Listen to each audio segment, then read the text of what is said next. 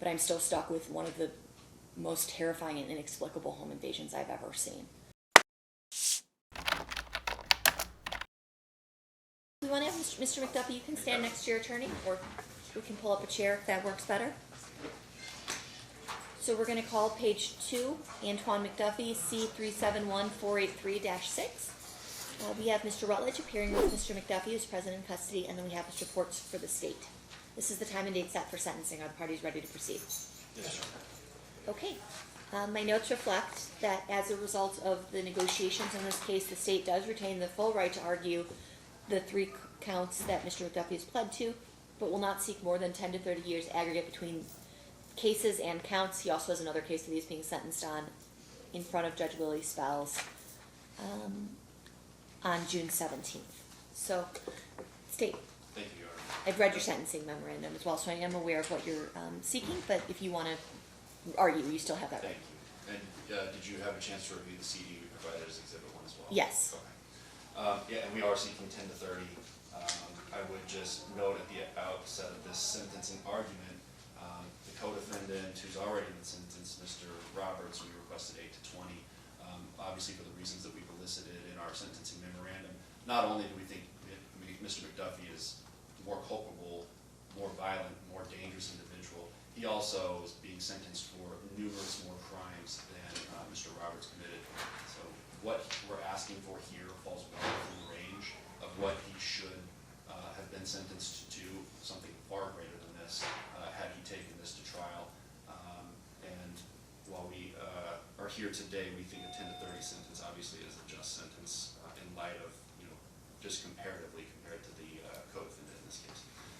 Judge, I know you're very familiar with the facts of this case. The January 12th home invasion at Cordero Brady's house has to be one of the most violent and terrifying home invasions that will come before this court, probably outside of the other home invasion committed by the co-conspirators in this case at Kingsgate. They broke into his house. They specifically targeted this house when they knew he would be home. They sat outside his house, and you have Mr. McDuffie's text messages where they're watching the home. They know that his car is there. They know that he's inside the house. They move the security cameras, and they see the lights go out, and they text, "He's gone to sleep. We're going in." And then when they break in, they go straight up the stairs and pistol whip him, and when he fights back, they shoot him. He's shot twice in both legs. And, Mr. McDuffie, he is not just a participant in this crime. He is, as we know, and as all the evidence shows, the leader. He's not being dragged along. He's not some impressionable youth being pulled in by older, gang members or bad influencers. He is the one who is picking out with Raven Queen this home, to target this home because they knew this individual as a social media influencer. He is the one who is collecting all the guns, many, many, many firearms. Some they left behind, some they took with them, and you've seen his Instagram and cell phone videos that we provided, and that is just a small sampling, I can assure the court, of all the firearms Mr. McDuffie constantly has access to in Southern California and here in Las Vegas, Nevada, as he's committing all these acts of violence. He also is the one who rounds up all the co-conspirators. He is the point man for picking the place and getting everyone together, figuring out where they are to go pick them up, and telling them we're going to hit CJ So Cool's house tonight. So he is by no means being pulled along. He is the most culpable of all the individuals involved in this, outside of Raven Queen, who helped set it up. The other thing I want to highlight just briefly, obviously, is the victim impact of these crimes committed by Mr. McDuffie. Your Honor has seen the photographs. Obviously, we put them in our memorandum of the inside of the victim's house that night on January 12th. And I would just remind the court what those images show, what they tell us. They tell us that the victim, Cordero Brady, who's been attacked by the defendant and his compatriots, who's been shot by this man, is in the 3rd floor of his home and still believes that these people are inside his home, and is so worried and terrified about that fact that despite having been shot in both legs and despite having suffered a broken femur, he gets up and he walks around and he goes downstairs and he walks through all 3 flights of that home and goes in and out of every bedroom to try to see if they're still inside his home waiting to attack him. The degree of terror that would be involved with this home invasion is really, truly unmatched. It is unparalleled, and it was entirely unnecessary. And some of those rooms, I would note, that Mr. Brady walked through during this painful, I'm sure, search for his assailants would include his children's bedrooms, who, thank God, as he noted for this court, had left just the days prior to this home invasion. I did advise, Mr. Rutledge that we would be talking about the letter that he provided to the court. Mr. Rutledge had reviewed the sentencing at the Roberts hearing. I know the court recalls that, but just to highlight a few points, he talked about how he was too terrified to show up here because of concerns about, a lot of the people in this case have been in and out of custody. A lot of these people in this case, actually everyone in this case, has affiliations with the Grape Street Crips criminal gang organization out in Southern California. A lot of the family members are affiliated with that particular gang. And these victims are too scared to even come in here and enact their statutory right to speak as victims at sentencing. They have to live with this, Your Honor. This sticks with them. He also talked about the trauma that this crime has caused to his children, how his 11-year-old daughter was still having nightmares 6-7 months later about her father being shot and killed during the home invasion, and the fact that he had to move multiple times to try to find a home where he felt secure. So, the point is that the victim impact is great, and they have to live with this for the rest of their lives. While you contrast that with the defendant and his co-conspirators, and you look at the video of them on the night of, either right after or right before the home invasion, from Mr. McDuffie's phone, where they're at a convenience store, and they're gunned up, they're masked up, they're flashing gang signs, they're laughing, they're having fun, they're actually excited for either what they're about to do or what they have just done. They're proud of what they're about to do or what they've just done. While this man is bleeding out in his home, scared to death that he's going to lose his life and never see his family again. You also have contrasted with, Mr. McDuffie's not only bragging on that video the night of, but then when he commits the next armed robbery, carjacking of victim Theo Ellen, only a couple weeks later. Not only does he go in with an assault rifle to carjack this victim, but he actually goes about bragging that he's the one who shot C.J. Sopool a week or two prior, because it was in the news, because it was in the media, because he assumed his victim would have heard of that. He, as we know, revels in the violence that he perpetrates. And you see that in the videos in his cell phone, in the videos from his Instagram, the photographs. He enjoys participating in and being this, as we call him, a catalyst of violence.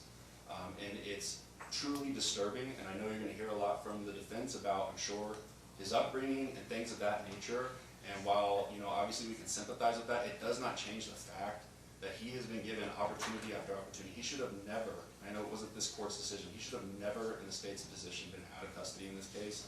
And yet, even when given that great privilege, the potential for recognizing, wow, maybe I should change and not do what I'm doing, he does not take that. Instead, because he's on house arrest, he invites yet another victim over to commit an armed robbery on that victim, which again, he revels in, he celebrates, he films it while he's robbing this victim of a gun, with a gun, and posts it on Instagram. And it's part and parcel with, again, the videos you've seen from his Instagram, where he films himself committing acts of violence on some kid in what I presume is L.A., walking around, kicking him out of after a jump-in incident, making him leave the neighborhood, and filming it and threatening to shoot him the entire time. And we present that just so Your Honor can kind of understand exactly who it is you're sentencing at this point. And so with that, Judge, I believe that's all I have to provide at this point. I would note for the court, again, Theo Ellen, the carjacking victim, was noticed to speak. He did come today to speak, but he has, as per my victim witness advocates, he has, after arriving here, a short time after being here in this courtroom, left and has turned off his cell phone. And while I appreciate the defendant is absolutely entitled to have family members here, I would reiterate the point that Mr. Brady made in his letter, the fear that these victims live with coming here knowing that either these people that did these crimes are out of custody, or they have family members or friends or associates within their gangs who are out of custody and can cause them harm. And it's just re-traumatizing these people over and over again. And it's unfair, and we're asking for a modicum of fairness. We're asking that the court sentence him to 10 to 30 years. It's an absolutely appropriate sentence, and we'd submit on that. Mr. Rutledge. I just, on that last point, when I arrived here this morning, none of my client's family members were here, and Mr. Ellen was already gone. And the entire time I've been here, I know who Mr. Ellen is. I've watched enough of body cam videos of him. He was not here at the same time as the defendant's family members. So the insinuation that somehow he saw his family members, which if he was telling the truth, he would have no idea who they are, that somehow that scared him off is wrong. His family didn't arrive here until late. They knew I was trailing the case. So I think the first one arrived was his mom at like 9:20, 9:25, and no one else was here then. They all came later. So that, just want to go that. Sure. I would like to talk briefly about his history, because I'll bring it back around why this is important. 4 months after he was conceived, his dad went to prison for a murder. He's doing 60 to life. He's never met his dad in person. The first time he's been able to interact with his dad was when he was 8 years old, and that was just through Facebook messaging, because they now allow prisoners to be in contact with their family that way. So his mother's raising him, and where are they doing? At her mom's house in Watts, in LA. And yes, it's actually all those videos, the things that they were showing, that's just as strong for my case as it was for Mr. Portz, because that's where he was being raised, in Watts, on Grape Street, in an area where you better belong to the gang or be a victim of the gang. It's not like you got a choice. You're a little kid, and if you want to survive, that's what you got to do. You have to fit in with the people around you. So his mom moves to Las Vegas to try to get him out of that situation. But unfortunately,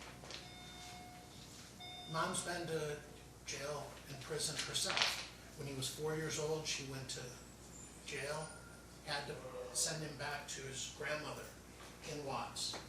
When he's back in Vegas, going to school here, he's about 6, he gets diagnosed at school with ADHD, which you brought up in a previous sentencing today, but also other potential mental issues.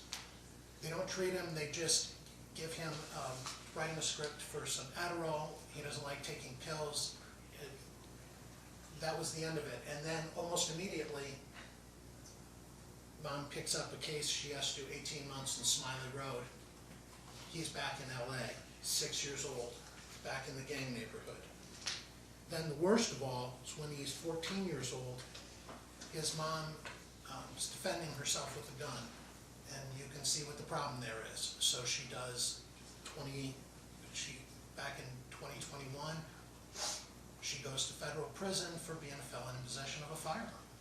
And so he's back in LA in a gang neighborhood at age 14, being supervised by an elderly relative and trying to survive in that neighborhood, in that environment that he's shown you the videos for. Now, that's not unusual in this court. It's not unusual with the clients I get appointed to on these cases. I have all kinds of people. As horrible as that background is, I've had a lot of people with similar gang background. And it's never pleasant when I'm appointed to them usually, because then I gotta go over and meet them in the jail, and they're suspicious of me, and they're, frankly, those are not the clients any of us are hoping to get. Antwain has been different from day one. And this is something I've never said at a sentencing before about somebody with that background. He's smart, he's respectful, he's clearly adaptable. Unfortunately, if you're immersed in in Watts on Grape Street, being smart and adaptable means you're going to be involved with the gang, because that's the smart thing to do. But he's shown, and I will show you through this other, he can be adaptable to our situation, the kind of area, that I assume you and all the lawyers here grew up with a very different environment. And he would be adaptable to that too. And he's shown that. He's not somebody we say, oh, he grew up in a terrible situation, we should just throw him away, lock him up forever, whatever, give up on him. That's not this situation. Before I go into that a little more, I want to discuss the facts of the 3 incidents. Because I think it's important. And it's important because there's a big difference between jumping in a stranger's car and robbing them at gunpoint and a drug dealer who sells to children picking up one of his clients, smoking weed with him, and they get planning on trading firearms for drugs, and they get in an argument, and the 16-year-old takes off with the 40-year-old drug dealer's car. That's a very different situation. It's a robbery. It technically meets the exact same requirements. There's no difference. But I think if you ask the average citizen, if you can only lock up one of those 2 people, you want to lock up the 16-year-old or the drug dealer that's selling drugs to 16-year-olds, I think 95% of the people in this community would say the drug dealer. So let's go through the 3 cases. First one, C.J. Sokol, Cordero Brady. He's the only true victim in this case. And by true victim, I mean someone that there isn't mitigating things. He's just at home. He's put himself out there that he's got a lot of valuables around the house and made himself a target for robbery, but that's not a reason to get robbed. He is just a pure victim in this case. The only thing that's mitigating about that at all is something that my client brought up to me when I first met with him. And keep in mind, at this point, I had the arrest report, the initial arrest report. He had nothing. And we're discussing the case. And the thing that struck out to me at that point when I'm taking notes is, he said he and Deshaun Jackson, who got continued today, were going through the kitchen drawers looking for something to steal. Open them up, and one of them found a key fob to a car. And at that point, gunshots rang out, and they freaked out, and they took off running. The reason that was interesting is there was nothing in the report at that time, the initial one, about a key fob. And then as I went through later, there was an additional report that said, Brady called the police a couple days later and said, I did find something was stolen, my key fob. So to me, that showed me that he was telling me the truth about that, which would put him downstairs when the firing could have, that he and Jackson were not the ones actually doing the shooting. But then I explained to him, well, that doesn't really help us much in this case because it's charged as aiding and abetting. It's charged, you're involved in a robbery where someone got shot. Everybody's responsible for the shooting, even if they didn't pull the trigger. And that's another thing that's different about this. He didn't argue with me about it, which is normally what my clients do. And he understood that. He understood the moral culpability of it, that if you're involved in this type of incident, you're in for the whole thing. He wasn't trying to evade responsibility on that. But I did want to let you know that because I do think it makes a little bit of a difference. It's not a huge difference, but he was involved with that. And Cordero, 100% a victim. Theo Ellen, though, is entirely different because he tells a story where these 2 kids that he doesn't know jump in his car and rob him. That's one of 6 different stories he told. But that's the one that made it in the arrest report. And that's the one that you've seen. But I'm watching the video of the interview of the co-defendant on this case. Let me scroll down to his name. Trayvon Watkins. And it's a very interesting interrogation. And as you probably know, I've been doing this a while. I was a prosecutor for 25 years. I've been a defense attorney for 8 years. I've seen a lot of police interviews of witnesses. And every now and then, a real good interrogator, which this one was, they kind of break the guy. They trick him into telling the truth. A lot of times it's with a lie. This time the lie wasn't from the police officer, though. He just said what Theo Ellen had claimed. And Watkins was like, no, that's a lie. And you could tell by he completely changed his demeanor, his tone, and everything. And I could tell this is somebody who's telling the truth now. And what does he say? He said, we know him. We both know him. I've driven around with him last year. He knows Antwain better. In fact, he says, Antwain and Ellen drove up to his place together in the car, and then he came out with the gun and got in, because they were supposed to trade the gun or sell the gun. And then they're like, yeah, but then what happened? And he's like, and he wouldn't go any further. He's like, well, things went wrong, and we drove off in the car. He wouldn't tell exactly what the interaction. But the thing is it was clear he knew Ellen. This story Ellen's telling. So with that, and there was intimation that the trade was going to be for marijuana of the gun.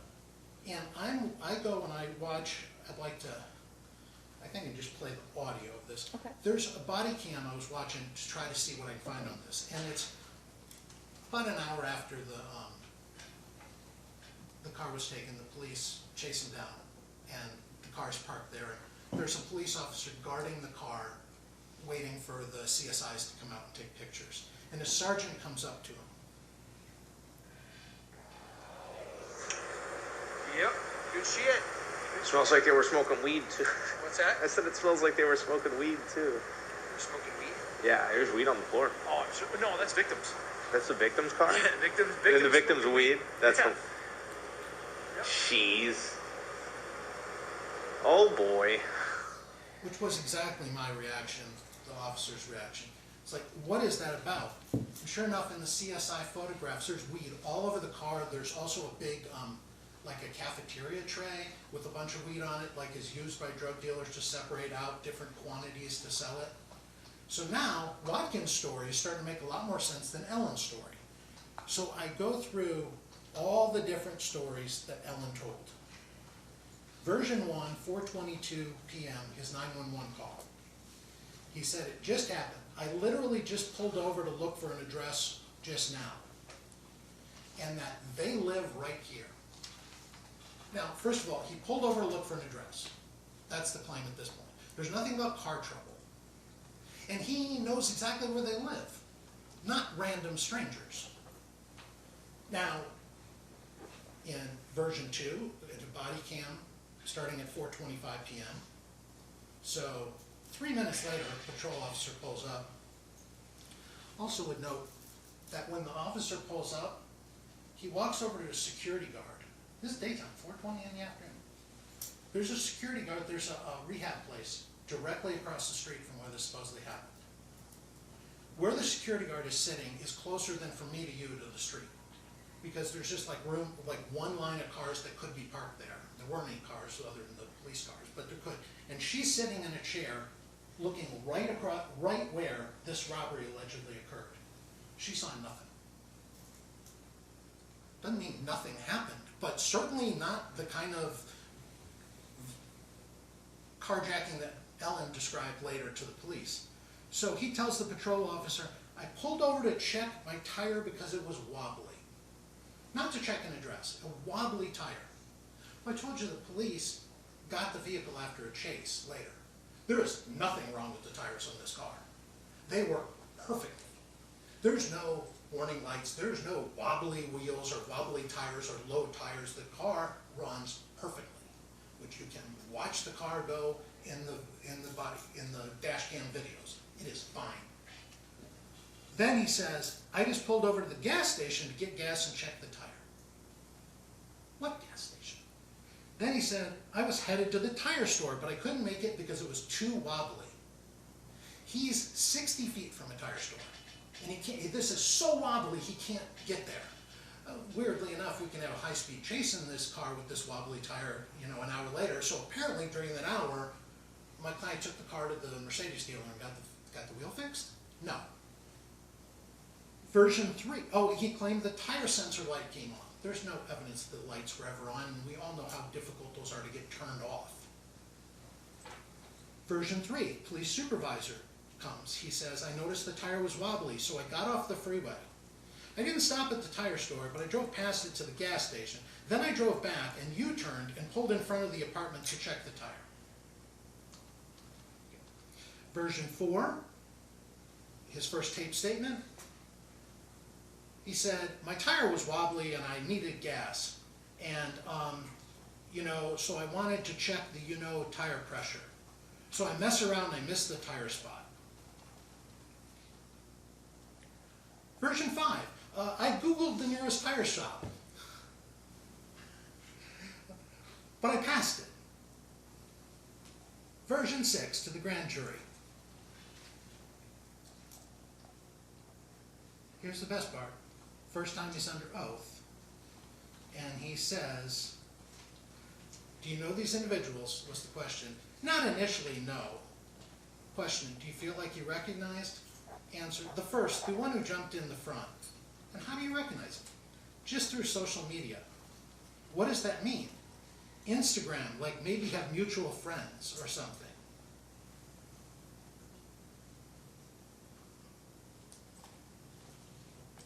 And maybe have mutual friends?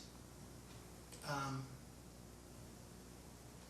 I think that came up one more time. I don't want to do it.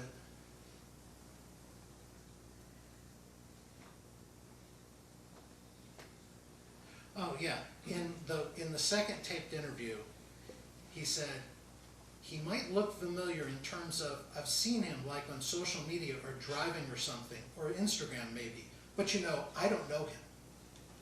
Personally, no. Cop says, like you might have friends the same? No. You might follow the same? Absolutely not. I'm 40 years old. I wouldn't have friends that name, not that age. Absolutely not. Why? Absolutely not. Because how creepy would it be for a 40-year-old to be Instagram friends with a 15, 16-year-old child? Well, they pulled all the Instagram records of my client. And guess who had been his friend on Instagram since 2022? Theo Ellen. So he's going to a barbecue and his tire is wobbly and he happens to pull off and drive a mile to Washington and First Street or Main Street and pull in front of an apartment complex where his Instagram friend for a year old happens to be? Or did Trayvon tell the truth and he had already picked up Antwain and they stopped at Trayvon's apartment to trade for a gun? It's all the evidence the police gathered, the Instagram records, the pot in the car, the fact that the car is perfectly fine, has no wobbly tire. There is no reason to believe anything that Ted Ellen said or Theo Ellen said about this case. And every reason to believe that it was like I originally thought, that Watkins' story was true. So how about the third case? Bobby Marshall. He's on, switch, I'm sorry, I just switch it, no. It just says that Bobby Marshall went over to Antwain's place and got robbed of his own gun with his gun. Weird. But that's not what the police evidence showed. I mean, Bobby gave multiple versions of the story, some of which were even more fantastic than Theo Ellen's. He said that he himself, a 23-year-old professional boxer, was going to go over to his house to have a sleepover like he did in junior high. Because that's what 23-year-old boxers do, is they go over to teenagers' home for sleepovers. The police thought he was drunk, the patrol officers, when he told them the story. That's what they call in on their body cam. Well, we think he's drunk and he's making stuff up. Because they knew he was making stuff up. After this goes on, the police get Bobby's telephone and they go through the text messages. Bobby was going over there because he thought they were going to do an armed robbery of a drug dealer. That's what Bobby wanted to do. Bobby wanted Antwain to help him rob a drug dealer.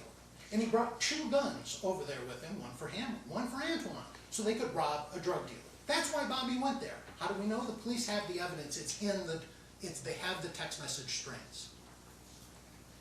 But Antwain wasn't going to do a robbery. He's going to pull a prank. Not the kind of prank you or I would pull. The kind of prank a gang member would pull. He's going to take the man's gun with the man's gun. he's gonna take this potential robber's gun and steal the gun using the gun While live streaming it. while live streaming it. Why live streaming it? Because he's not looking to commit a crime, he's looking to pull a gang prank. And he thinks it's funny. And you know what? Everybody on that live stream thought it was funny too. There's like 137 likes and all the laughing, crying emojis because they thought this was funny. I don't find it funny. You don't find it funny. Police didn't find it funny. He doesn't find it funny anymore. But at the time he found it was funny because that's the group he's with. That's the people. He's not trying to commit an armed robbery. When I first met with him afterwards, I was like, what the hell, man? And he's like, I can't believe he reported it to the cops. Because he didn't think of it like a crime. He thought of this as a prank on another gang member. The other gang, well, Antwain would have never called the cops. Other gang members did a hell of a lot worse than this to him, and he never called the cops. Because that's not the world they grew up in. Let me say this. Obviously, it's not right. But the core issue, this is what I started at the beginning. This is actually a good kid trapped in a bad world. He has been grown up in a bad environment, and he's trying to change. And when they arrested him after the car chase with Ted Owen's car, he's talking to a patrol officer, not one who's questioning him or anything. In fact, they make a big deal on that because the cop has to apologize to the detective saying, I wasn't questioning him honest because they didn't read a Miranda or anything because they weren't going to question him. But he volunteers, he's saying, we stole that guy's car. Again, he, like the co-defendant, is telling the truth as opposed to the OL. He said he took his car. And he said, I'm going to tell my attorney that I want to plead guilty. And I want to get this behind me. I want to stop living this life. And the reason that struck me, watching that video like a month later, because there's so many videos to watch, is because that's exactly what he did when I met him the first time. He told me, his attorney, I want to plead guilty. I know I'm going to have to do some time. I want to put this behind me. I want to stop living this life. Now, why is it a year and a half later then? Well, Mr. Portz can tell you, I started asking him for an offer week one. And he couldn't make offers at that time because there was all the other cases where there's homicide and all the other people. And that the first offer that Mr. McDuffie could accept, he did. And by could accept, we got our first offer about a year later, but it was contingent on someone else pleading who wasn't ready to plead. As soon as Jackson was willing to plead also, we entered the plea. He the very first time, he's been wanting to accept responsibility for this from day one. And yes, we're talking about that last incident happened while he was on house arrest. But we've seen this. I've had quite a number of juvenile gang members given house arrest. That seems to be a thing in justice court right now because they're juveniles, I understand. And a week later, they're all back in custody. You've seen that here too, except for one, Mr. McDuffie. 10 months he was on house arrest, which 10 months, wow, that's not even a year, Brian. Yeah, but for someone who starting that 10 months at age 16, it's a significant chunk of their life. It's like a 10th of their growing up life. Nobody remembers the first 5 years of their life, so if we eliminate that, get 11 years, 10 months, okay, 8% of his entire life. It's pretty good. What is he doing? He's going to school. Well, there's somebody who's not really had any school. He's been living in Watts and Vegas back and forth, so not only going to bad schools, but going back and forth, switching bad schools regularly. He's working. He started working younger than any of my 3 boys did. And he's getting jobs while 16 years old and wearing a house arrest ankle monitor that they know about, because you can't not know about it. But they're willing to give him a job. And he's working at KFC and he's doing well there. He doesn't like it that much, so does he quit? No, he finds a second job, a better job at Marco's Pizza, convinces them to hire him too. And he switches jobs and he's working at Marco's Pizza. He's working, how many adult defendants do you have here who are saying, I can't find a job, that's why I'm not doing it? And he's 16 years old on house arrest and he finds and keeps 2 jobs. That is impressive.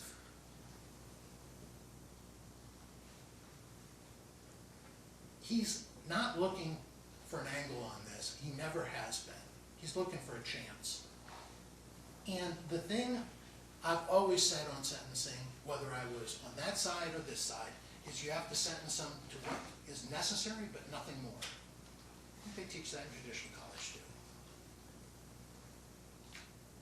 He is adaptable as he stands here. He's a smart kid. He's a good kid. The thing I told my wife about Antwain when early on in this case is that he so reminds me of our boys. And in all honesty, if he'd have had the opportunities that they had, with 2 parents in the house that were working at private schools, Antwain and I would be discussing which college he wanted to go to. And if my boys had grown up in Watts, they would have defense attorneys like Antwain does. And I don't say that about most defendants. In fact, I've never said that about any defendant before. As he stands here, he's adaptable. He can adapt. He proved it for 10 months, yes, and then he did a very gang thing. But man, that was a good run. And he can do it. But 10 years from now, if he spends the next 10 years in prison, I don't know that he can. We're doing harm at that point to society as well as him. He needs punishment, but he's already getting stuck with 4 felony convictions. He's eligible for habitual criminal the next time if he gets out and he commits a new crime. So let's look at, as the prosecution did, at the other defendants here. I mean, Raven Queen, the obvious, and I've heard it many times when she's here, that she's the mastermind of all these, and it seems reasonable considering she's the only common element between all the crimes. In this crime, she gets Derek Roberts and 3 juveniles to do a robbery. 2 of the juveniles are 15 or 16, 1 is 15 years old. The juvenile, who is 15, because he's a few months shy of 16, stayed down in juvenile court, has already served his time, is out. He's done. Since the defendant and Sean John were a few months older, they had turned 16, they're in adult court. They're spending years in prison. So let's balance those. What about the other end? There was an adult in that car, the one whose car was used, the one who drove them there, the one who's not just an adult, but as an adult with 2 prior felony convictions, has spent 9 years in prison. That's a hell of a record. He's got 6 years. The idea that we would send a child to prison longer than the adult who's already been to prison and has 2 felony convictions is ridiculous. So then we have 6 years on the high end and effectively nothing on the low end, 6 months in juvie. And I would posit that some sentence between those 2 would be reasonable. And I would ask for 3 years on bottom. If you want to give him more on the top, that's fine. Give him the chance to get out in 3 years and do what he did the first 10 months while he was out. And if you want to hang a bigger end on the top end, so that if he doesn't do right when he gets out, then do that. It's something I think we should do much more often, so they're actually on parole for a while and they can prove themselves. And I have no doubt that Mr. McDuffie will not be back here. And that's why I would ask like 3 to 20. Give the big number out there, but give him the small number. He's going to be in adult prison. He's still not 18, and he will be up there. I have nothing more. I think my client would like to speak. Mr. Mr. McDuffie, what did you want to say before I decide what I'm going to do? I would like to start off by saying I would like to apologize to the victim that's suffering going through it because of me. I know my charges and my actions make me look like a threat and dangerous, but I've been mixing the wrong crowd and been influenced all my life. And I'm remorseful on the action I committed and disappointed for what I did on live. But Honor, I had it hard growing up. My mom had been in and out of prison.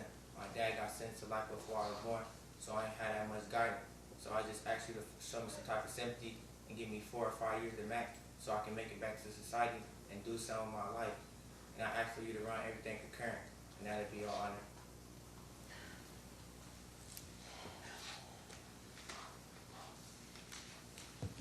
I look at you, Mr. McDuffie. I see a child. You're still a child, and I don't know how to reconcile that with a case that is so terrifying.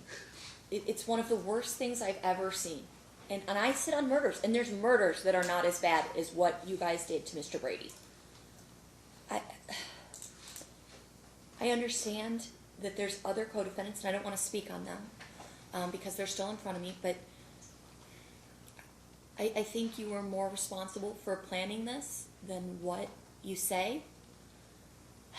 But at the same time, I think you were exploited too.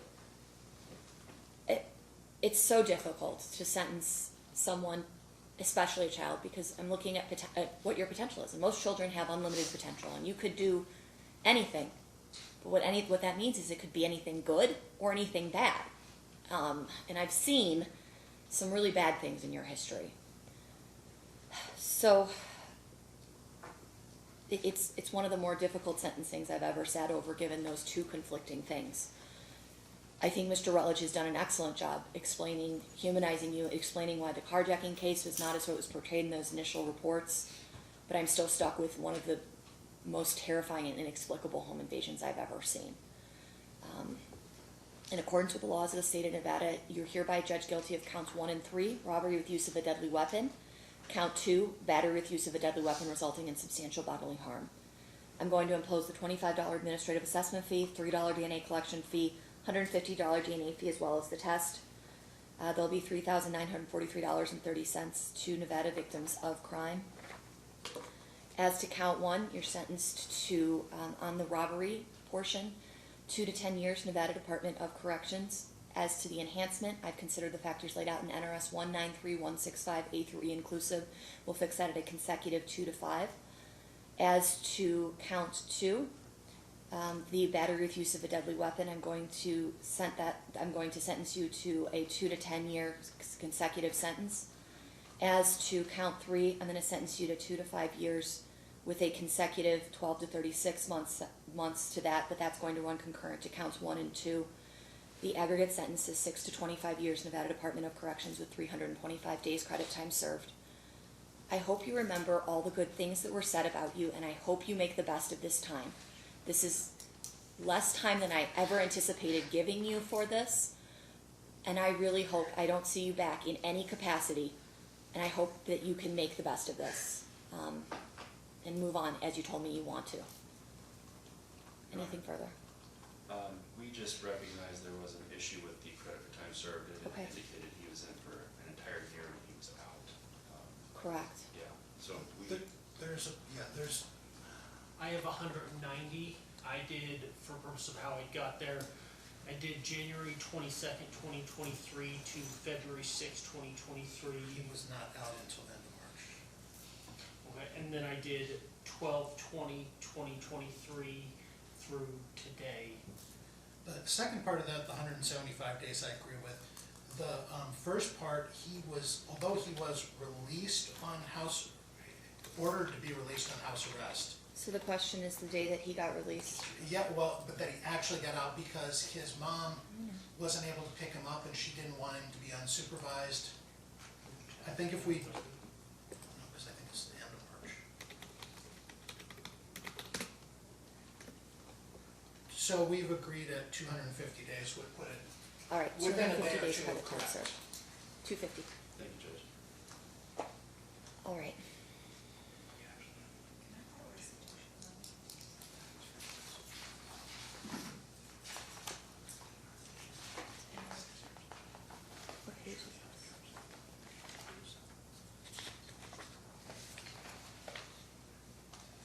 3943.30, victims of crime.